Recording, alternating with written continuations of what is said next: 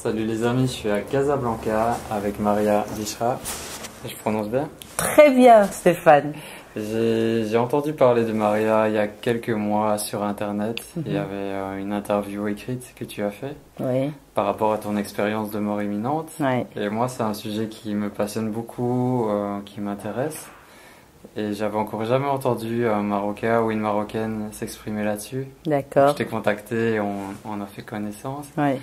Tu pourrais te présenter, qui tu es, d'où tu viens, qu'est-ce que tu fais au Maroc? Oui. Alors moi, c'est Maria Bishra, une femme aimante, une femme, une amie entière, une maman poule qui a travaillé sur elle et qui est maintenant poule cool. Une passionnée, une professionnelle qui aime ce qu'elle fait, elle le fait avec beaucoup d'amour. Voilà qui est Maria. Voilà. Ok. Et on peut peut-être directement aller à l'essentiel, ton expérience de mort imminente. Ouais, comment ça s'est passé, c'était quand? Très bien. Alors, mon expérience de mort imminente s'est passée il y a 25 ans.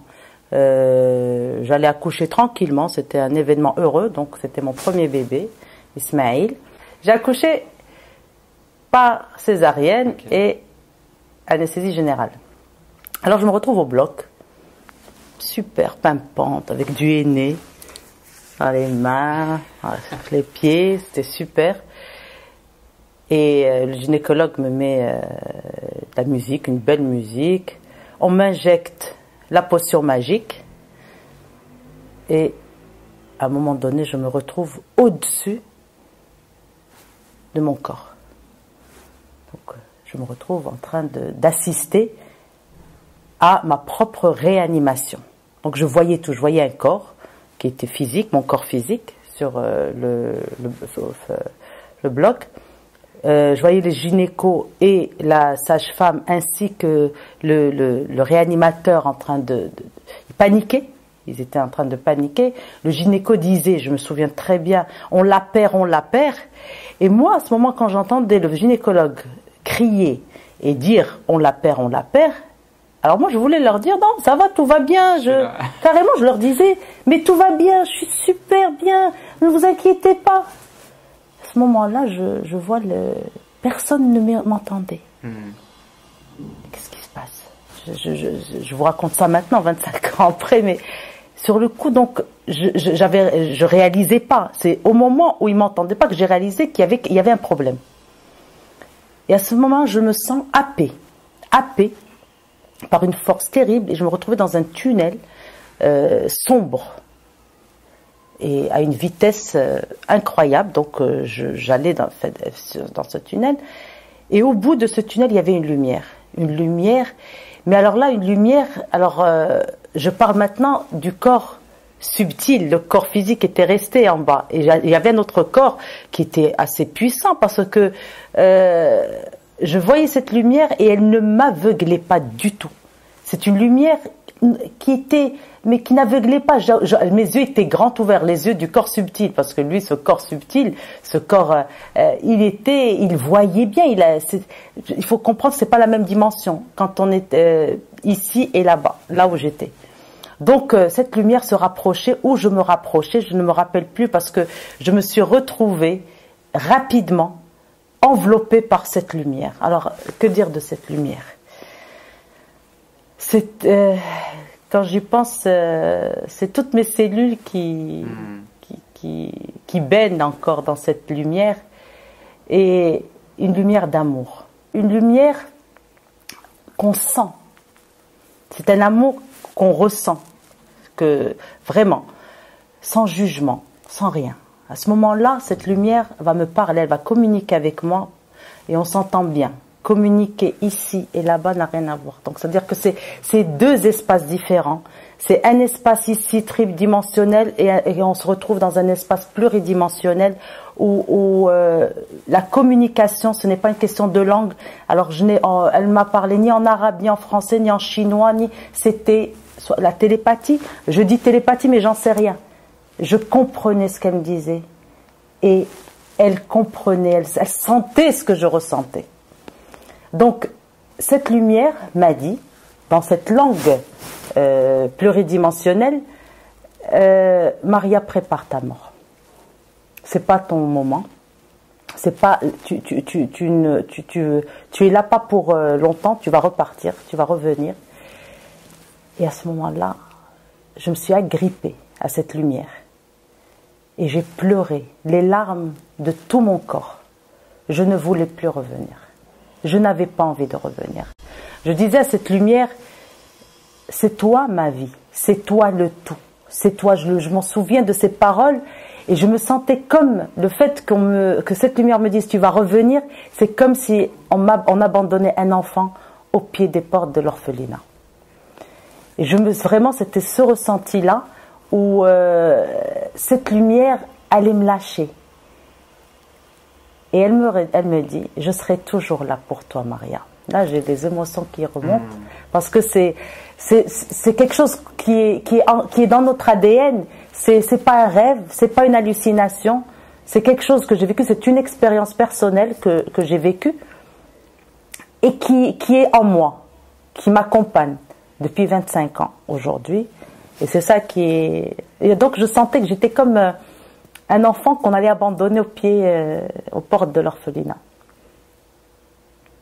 J'avais oublié que j'avais des parents. J'avais oublié que j'avais des personnes que j'aimais. Je les avais tous oubliés. Mais cette lumière, j'avais envie vraiment de rester avec elle. Et à ce moment-là, cette lumière me passe le panorama de ma vie. C'était quelque chose, je voyais comme une télévision. Et je voyais des séquences de ma vie. Et j'étais heureuse, joyeuse. À chaque séquence, j'étais contente, je souriais. Et là,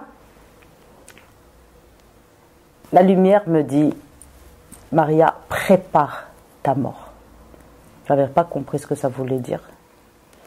Et le retour allait être très, très, très douloureux. Très, très douloureux. Donc, je me retrouve dans mon corps, mais alors là, j'ai ressenti ce corps subtil pénétrer ce corps physique, et ça a été la chose la plus douloureuse que j'ai vécue. J'entendais c'était comme un costume très étroit que je devais porter. Alors je vous dis, je sentais que c'était ce corps qui était resté devenu très étroit par rapport à ce corps qui devait pénétrer. Je ne sais pas combien de temps après, je me retrouve dans ma chambre de clinique et c'est ma mère qui vient me voir et je lui dis, maman, écoute, prépare ta mort. C'était la phrase. Et je voulais lui raconter ce que j'avais vu, mais j'avais tout oublié. Je ne me suis plus souvenue jusqu'à aujourd'hui de ce que je voyais. Je me rappelle que je souriais, que j'étais heureuse et que je disais, tu dois raconter, souviens-toi pour raconter. Donc je n'avais rien à raconter à ma mère ni à Ilah, sauf que prépare ta mort. 25 ans après, j'ai compris le sens de prépare ta mort. J'ai mis du temps, Stéphane, pour comprendre ce qui s'était passé au bloc opératoire ce jour-là, parce que c'était quand même assez intense ce qui a été vécu en peu de temps. Hein. C'est pas parce que je vous dis tout ce qui se passe ici et tout ce qui se passe là-bas, c'est pas pareil. Le temps d'ici n'est pas le même, l'espace n'est pas le même. Tout change. Il y a vraiment quelque chose qui change énormément. Tu sais combien de secondes tu es parti ou... Si, on me l'a dit après. J'avais pas dépassé les 3 minutes du tout. Okay. C'est-à-dire que j'aurais été un légume. Hein, mais en revenant, je suis revenue sincèrement avec une bonne santé. C'est ça qui est extraordinaire. Même la césarienne a été... le médecin me l'avait dit. Il m'a dit, mais extraordinaire, vous cicatrisez vite. Vite. J'ai pu reprendre ma vie sexuelle rapidement. J'ai pas eu beaucoup de sang.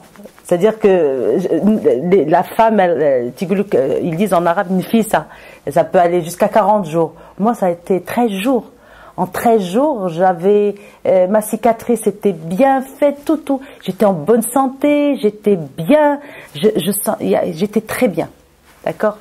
Donc, et puis voilà. Donc je me posais la question tous les soirs pendant que ma famille regardait la télé, moi je me posais la question, mais où j'étais? C'est quoi? J'arrivais pas à oublier cette chose, cette expérience que j'ai vécue. Bon, moi, je dis aujourd'hui expérience, mais à l'époque, je disais, qu'est-ce qui s'est passé? Sauf que ma mère, quand je lui dis, maman, prépare ta mort, qu'est-ce qu'elle me répond? Elle me répond, Maria, écoute, c'est des hallucinations. Alors, bien sûr, pendant la période où elle m'avait dit, c'est des hallucinations, donc je me suis dit, ça y est, Maria, c'est rien, mais je me dis, non, mais c'est pas des hallucinations. Oui, peut-être c'est l'anesthésie générale, peut-être c'est ceci, cela. Et un beau jour, un mois après, il y a ma cousine qui rentre à la maison, qui vient nous voir, et qui était là, une grande amie au gynécologue. Elle dit, maman, Maria, tu reviens de loin, hein? J'ai dit, quoi? Elle m'a dit, ouais, tu sais que j'ai rencontré ton médecin, qui est le sien aussi. Il lui a dit, écoute, tu sais que ta cousine, on a failli la perdre. Heureusement que on a aujourd'hui la réanimation, qu'il y a le moyen de réanimer, qu'il y a Elle me le dit un samedi. Lundi, je prends rendez-vous avec ce médecin pour aller le voir. Donc je vais le voir, je le rencontre, je lui dis, écoute, j'ai vécu quelque chose, dites-moi ce qui s'est passé le 3 août. Il me dit, écoute, voilà, au niveau de l'anesthésie, ça va aller, donc on a failli te perdre. Et je lui raconte ce qui m'est arrivé. Le gynéco pleurait, il y avait des larmes. J'ai dit, voilà, je t'ai vu, pourquoi il le dit? C'était le 3 août, il faisait très très chaud, on était dans le bloc, et j'avais vu le gynéco, ce que j'avais vu, il avait le torse nu alors qu'il était normalement avec sa tenue verte, et tout était, quand tu m'avais, avant l'anesthésie, il était avec ses gants. Là, j'avais vu son torse nu. Et un petit médaillon très, très, très, très, très fin qu'il portait, mais très fin, et des poils roux et blancs. Et je lui dis, comment ça se fait que tu es au bloc, tu opères avec le torse nu? Et c'est là où il a compris. C'est ça, c'était ça. Et ça, j'avais bien vu. Hein. Il m'a dit qu'il faisait très très chaud et la clim ne marchait pas. Et on était le 3 août. C'était un lundi, je me souviens. Donc, et là, il me dit, j'ai dit, donc il y a quelque chose. Donc, j'ai assisté, j'ai dit, il n'y avait pas de douleur, je sentais rien, je voyais tout. Il m'a prise dans ses bras. C'était la première fois. Parce que ce médecin me prend dans ses bras, il me dit, écoute Maria, pour le deuxième accouchement, je serai là pour toi. C'était juste, et Dieu t'aime beaucoup, donc tu as encore à vivre, profite de ta vie, etc. À ce moment-là, j'ai senti, en sortant du cabinet du gynéco, c'est comme libérée, j'étais heureuse. Je criais de joie, j'écoutais de la musique dans ma voiture à fond, j'étais une autre. Donc c'était pas des hallucinations, j'avais bien vu, donc c'était réel, donc c'était tout ça, c'était vrai. Mais bon, cette expérience, c'est pas un acquis. Bon, pour moi, c'est une responsabilité. Aujourd'hui, je me dis, parce que cette expérience, il n'y a pas que du bien dans cette expérience. Il y a beaucoup de choses, parce qu'il y a un changement énorme. Donc au niveau de ma spiritualité, il y a beaucoup de choses qui ont changé, énormément.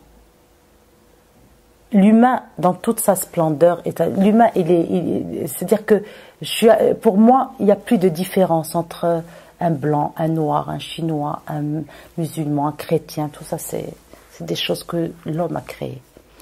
L'humain, il y a un seul Dieu pour toute l'humanité. Et dans humanité, il y a unité. Unité, unicité, un. Donc on est un tout.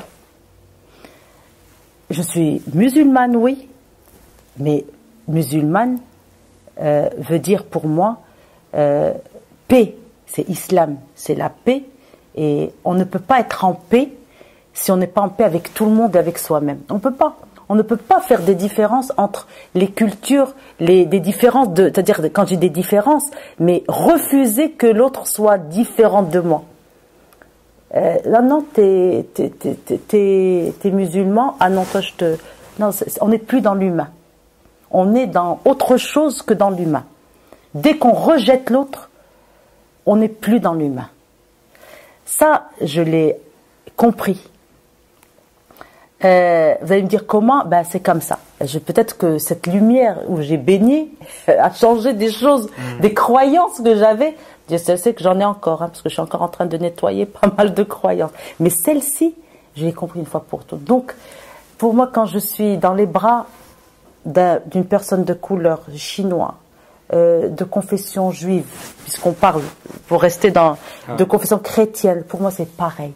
J'enlace l'humain, j'enlace l'autre, parce que j'enlace l'autre qui est moi-même, on forme un tout, Donc ça a changé beaucoup de choses dans mon relationnel, énormément.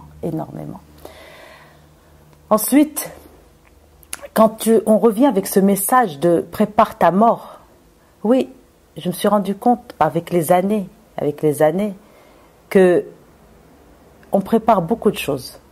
On prépare énormément de choses. On prépare nos voyages, on prépare nos examens, on prépare nos conférences, nos speeches, on se prépare pour quelque chose. Mais pas pour la mort. Ouais. Mais on ne se prépare pas pour cette chose qui coexiste avec la vie. Quand on est en vie, moi je me dis c'est ça, quand tu es en vie, eh ben la mort c'est l'autre, on a la médaille, l'autre côté de la médaille. C'est-à-dire que il n'y a pas de vie sans mort. Il n'y a pas de vie sans mort. Donc moi je me dis il faudrait la mettre dans nos objectifs. On a des objectifs, objectifs aussi, on parle beaucoup en tant que coach, on parle beaucoup d'objectifs. Il faudrait mettre la mort aussi dans ces objectifs. Et c'est là où j'ai compris aujourd'hui ce que c'est que le message que j'ai reçu, c'était prépare ta mort. Donc peu importe ce qu'on m'avait montré dans ce panorama de vie, de ma vie, où je souriais, et donc il a été effacé ce panorama de vie, mais tout ce panorama je le vis, vraiment, je le vis, parce que certaines choses que j'ai dû voir là-bas, ici j'avais l'impression que c'est du déjà vu. Donc je vais vous donner un exemple. Quand je faisais mes salons, donc c'est pour ça que je vous dis même le Planète Maman Bébé, c'est pas un hasard. J'ai vécu cette expérience à l'accouchement et je me retrouve aujourd'hui fondatrice d'un concept centré sur la mère et l'enfant. Il y a le mot planète aussi. Oui. Et ce nom a été donné par mon fils Ismaël à l'âge de 6 ans. C'est pas moi, je l'ai pas trouvé ce nom, c'est lui qui l'a baptisé. Et je me retrouve avec un concept, aujourd'hui, même les organisateurs qui s'occupent de ce concept, c'est un concept qui m'échappe. Quand je vois que beaucoup de mamans ont bénéficié, des milliers de mamans ont bénéficié de conseils, de professionnels, de personnes qui viennent carrément partager avec ces mamans leurs connaissances, leur savoir, leur expérience. Et j'ai senti le changement. Beaucoup de mamans étaient femmes au foyer, se sont retrouvées femmes auto-entrepreneurs et entrepreneurs parce que elles ont été boostées, mais sans échange. J'ai jamais demandé à une maman donne-moi, je te donne. Non. C'était très fluide et ça pour moi ça a donné du sens à ma vie. Le coaching ensuite parce que ça va de soi, donc le coaching s'est imposé à moi. Parce que bon, j'ai accompagné des personnes avant d'être coach, j'écoutais, j'ai aidé, je voyais que ça marchait pour ces personnes. Une personne qui me voit me dit Maria, tu sais quand je sors, j'étais pas encore coach, hein, je vous parle de ça, mais je me sens bien avec une énergie. Je me sens bien quand tu me parles, je me sens bien de ceci. Et on l'a tous, hein. On est tous programmés pour aimer, être aimé, faire du bien. On est programmé pour ça. Mais on fait rentrer des virus.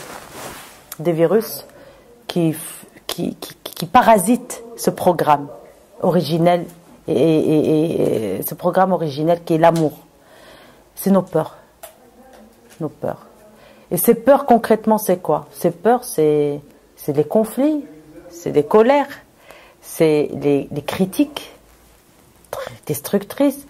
C'est rabaisser l'autre, c'est de la manipulation, le jugement. Juger les gens, juger des personnes, juger l'autre, c'est se juger soi-même. Et on est des humains, on se juge, c'est normal, mais c'est pas spirituel. C'est humain de juger. L'humain juge, l'humain fait du mal, l'humain, c'est normal. C'est le mental. Ouais. L'amour et la peur, c'est comme je disais tout à l'heure, la vie et la mort coexistent, eh ben, l'amour et la peur coexistent, le mal et le bien coexistent. Tout ça, c'est la dualité. C'est la dualité de la vie. Il faut l'accepter. Sauf que j'ai le choix de basculer. Tu choisis, ouais. Ouais, de la peur à l'amour. Ma vie a été ça, a été que ça. A été que des bascules. J'ai basculé de mes peurs à l'amour. Et encore aujourd'hui, mais aujourd'hui c'est plus fin, raffiné. C'est, on dirait un petit plat. Je dis, ah Maria, tu juges. Alors je me pince, je mets un élastique, mais je me pince en me disant, qui tu es pour juger? Et je bascule le non-jugement. Et je me pardonne d'avoir jugé quelqu'un. Par rapport au Maroc, oui. Ton expérience de mort imminente, alors je ne sais pas si c'est un sujet tabou, mais en tout cas, il n'y a pas beaucoup d'expérimenteurs qui en ont parlé. Ouais. Quel est ton point de vue là-dessus? Tu m'as dit aussi que tu connaissais d'autres personnes qui l'ont vécu. Oui.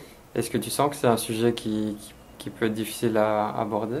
Alors, en 2012, nous avons organisé, Sonia Barkala, je ne sais pas si vous connaissez, c'est vraiment la fédératrice des expérienceurs du monde avec les chercheurs, et je la salue parce que c'est une personne admirable. Nous avons organisé le premier colloque dans le monde arabo-musulman des expériences de mort imminente avec Raja Ben Amour, qui est une expérienceuse et qui a une expérience magnifique, extraordinaire. Elle a écrit un livre, un très beau livre sur son expérience de mort imminente. Et on a tous pensé, et sincèrement, je vais vous dire une chose, moi j'avais pas peur, mais on a tous, toute l'équipe, parce que quand on a préparé ce colloque, j'étais pas seule, il y avait de l'appréhension. Comment ça va être reçu? On avait l'impression que c'était tabou. Oui, parce que parler de l'expérience de mort imminente, moi j'ai mis du temps pour en parler, beaucoup de temps, énormément, parce qu'on risque. Moi je disais, on va en prendre pour une folle, on va en prendre pour une starbée. Et imaginez, j'ai fait quand même une expérience de mort imminente agréable. Et pour les personnes qui font des expériences de mort imminente négatives, et très, très, très difficiles, qui parlent d'un enfer, quand ils reviennent, ils disent, j'ai senti le feu, je me suis senti mal. Celui qui fait, les expérienceurs, qui ont fait des expériences de mort imminente positives disent, j'étais bien, j'avais l'impression d'être dans le paradis. Mais en fin de compte, le paradis, l'enfer, c'est ici, on le vit ici, on le sent. Donc, oui, tabou.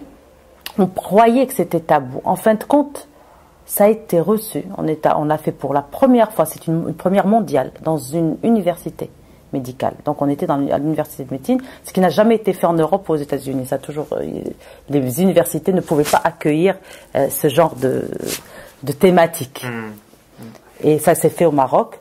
La presse était là. Les gens ont accueilli ça extraordinaire. On a pu partager sans jugement. Ça a été vraiment très bien reçu.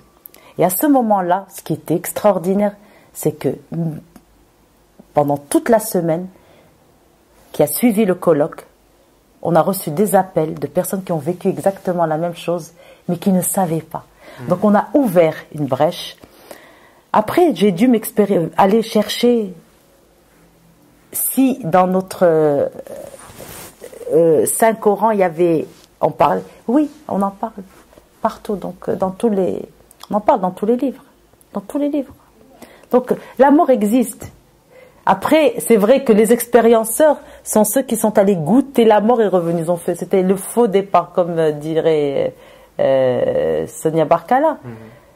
Oui, on accepte ça. C'est vrai que certains vont croire.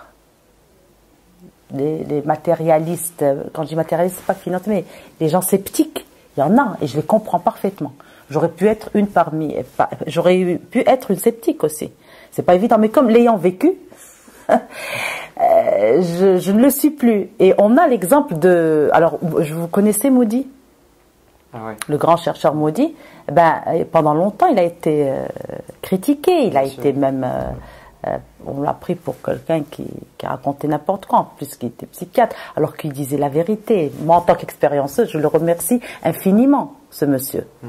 Et ben il y avait à côté un médecin qui est extraordinaire aussi, c'est le fameux le chirurgien, le neurochirurgien Eben Alexander, qui a été très sceptique, qui a tout fait pour dire que ouais, c'est quoi ça, mais qui a vécu l'expérience de mort imminente. Il a vécu les deux. Son livre est très beau aussi. Il est très beau, son livre, magnifique.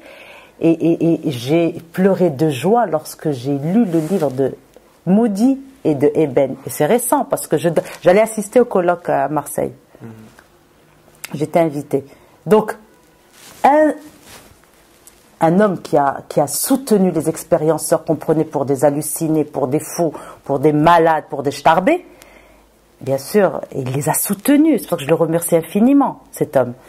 Et Eben Alexander, qui était là, c'est quoi ça? C'est normal, vu le métier qu'il avait. Et ben aujourd'hui, il a changé.